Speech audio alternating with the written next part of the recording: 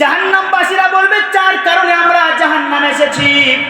তার ভিতরে 1 নম্বর কারণ জাহান্নামবাসীরা বলবে ক্বালু লাম নাকু মিনাল মুসাল্লিন, আমরা নামাজি ছিলাম না, নামাজ পড়তাম না। 1 নম্বর কারণ নামাজ পড়তাম না।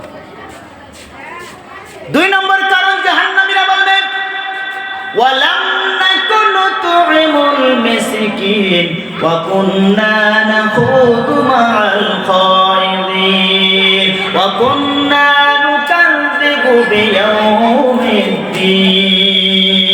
জাহান্নামবাসীরা 1 নম্বর কারণ বলবে আমরা দুনিয়াতে ছিলাম বটে, নামাজ পড়তাম না, নামাজি হয়েছিলাম না, মুসল্লি ছিলাম না।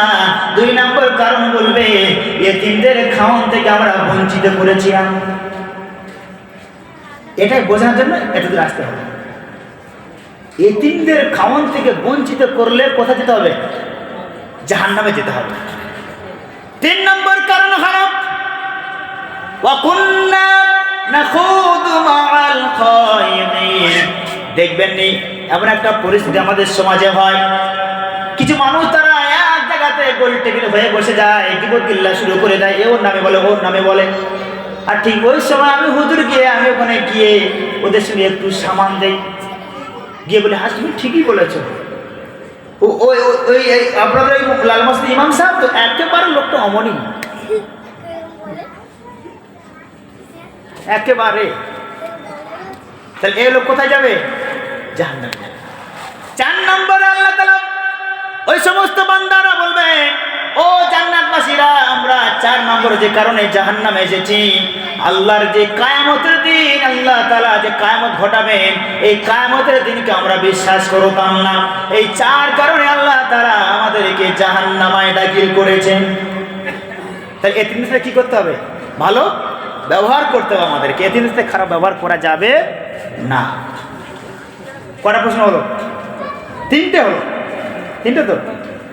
4 নম্বরে মক্কার কাফেররা বিশ্ব নবীকে জিজ্ঞাসা করেছিল ওয়া ইয়াসালুনাকা আনিস সাআতি আইয়ানা মুরসাহা কুল ইন্নামা ইলমুহা ইনদা রাব্বি।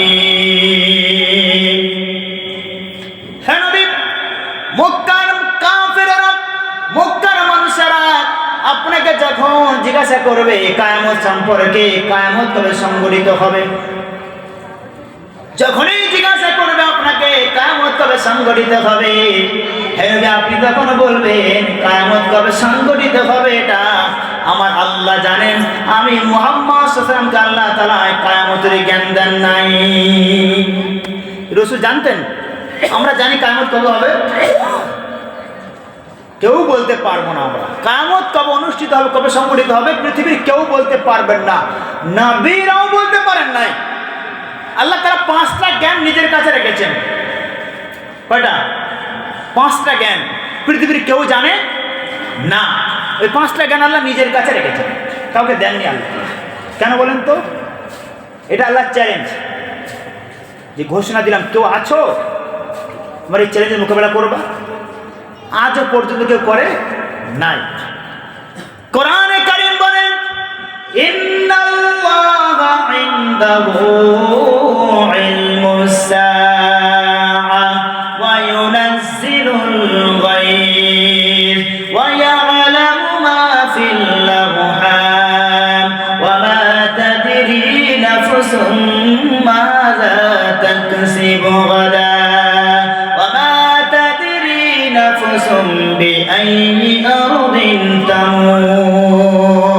কোরআনে কারীম আল্লাহ তাআলা বলেন 5টা বিষয়ের জ্ঞান আমি আল্লাহ নিজের কাছে রেখেছি।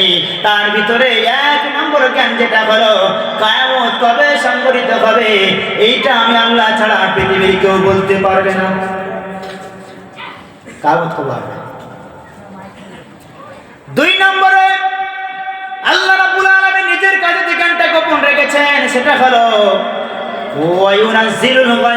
বৃষ্টি কখন, কোথায়, কতটা পরিমাণ বর্ষিত হবে কেউ বলতে পারবে না। পারবে বলেন? আবহাওয়া দপ্তর তো বলে দেয় বৃষ্টি আগামীকাল 10টা নাগাদ হইতে পারে, কিন্তু আগামীকাল 10টা 10 মিনিটে বৃষ্টি হবেই হবে, কোনো আবহাওয়া দপ্তরের 14 গোষ্ঠীও পর্যন্ত বলতে পারবে না। আল্লাহ বলেন এটাই তো আমার চ্যালেঞ্জ। আল্লাহ রাব্বুল আলামিন বলেন 2 নম্বরে যে জ্ঞান আমি নিজের কাছে রেখেছি, বৃষ্টি কোন সময় কোথায় কতটা পরিমাণ বর্ষিত হবে পৃথিবীর কেউ বলতে পারবে না, ওই জ্ঞানটা আমি আল্লাহ নিজের কাছে রেখে দিয়েছি। 3 নম্বর আল্লাহ তাআলা বলেন ওয়া ইয়ালামু মা ফিল আরহাম, মায়ের গর্ভে কি সন্তান এসেছে পৃথিবীর কেউ বলতে পারবে না।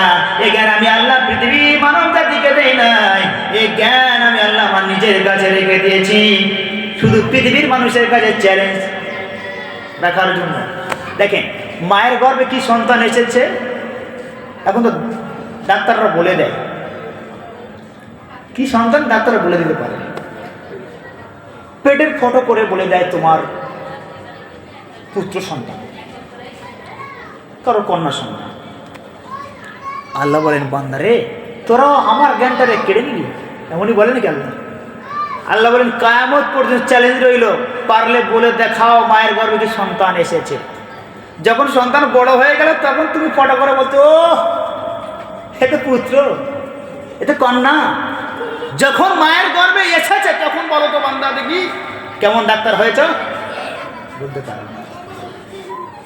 বাচ্চা বড় হয়ে গেলে প্রথম 40 দিন রক্ত, তারপরে আপনার গোস্ত, এরকম একটা সিস্টেম আছে। হওয়ার পরে হাড্ডি দিয়ে আবার গোস্ত দিয়ে তারপরে মানুষ হয়ে তারপর ফেরেশতা বলে আল্লাহ এরে কি পুত্র বানাবো না কন্যা বানাবো? তো আল্লাহ যেটা বলে দেন সেটাই হয়, শেষে একেবারে যে এরে কন্যা বানাবো পুত্র বানাবো। দেখেন এবার এই ছেলে যখন ওই যে হয়ে গেল পুত্র বা কন্যা হয়ে গেল, তখন ডাক্তাররা ফটো করতেছে বলে তোমার মানে গর্ভে কন্যা সন্তান এসেছে।